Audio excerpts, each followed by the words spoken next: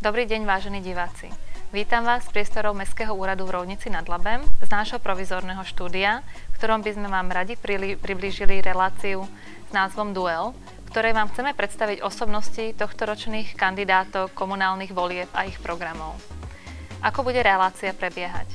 Z tohto klobúku vylosujem náhodne dvojicu kandidátov, ktorí si nominujú do duelu svojho zástupcu, ktorý následne pred kamerou si vylosuje jednu z tém. Na túto tému bude odpovedať presne v čase 3 minúty. Po jeho odpovedi dostane priestor druhý duelista, ktorý sa k tejto istej téme vyjadrí. Priebeh druhej časti duelu bude úplne rovnaký, len v opačnom poradí kandidátov. Pravidlá duelu sú: držať sa vylosovanej témy, čas na odpoveď 3 minúty a druhý duelista nesmie vylosovanému skákať do reči. Samozrejme môže vyjadrovať svoj súhlas a nesúhlas posunkami. Následne dostane priestor vo svojom segmente sa k tejto téme vyjadriť. Celý duel prebehne behom 12-13 minút. Takto sa vám postupne predstavia osobnosti verejného života v Roudnici nad Labem a vy si budete môcť urobiť obrázok o ich zámeroch a kvalitách volebných programov jednotlivých kandidujúcich uskupení v tomto meste. A poďme teraz k losovaniu. Mám na týchto kartičkách označené jednotlivé kandidátky, ktoré vložím do klobúku a idem vylosovať. Tak, to bude prvý,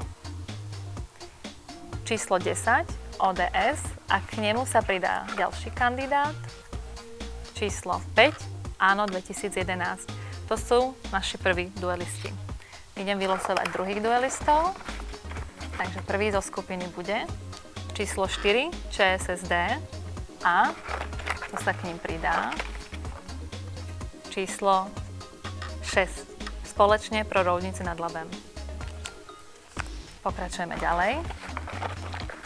Takže tretia skupina, číslo 3, Strana slobodných občanov, a k ním sa pridá do duelu číslo 2, KDU ČSL.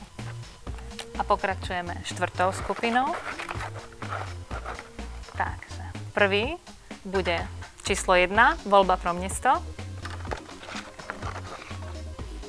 A druhý sa k ním pridá číslo 9, TOP 09 a Nezávislí. A posledná dvojica, to asi už není náročné losovať, ale číslo 7, SNK Európski demokraté, a číslo 8, Komunistická strana Čech a Moravy. A môžete sa tešiť na duely.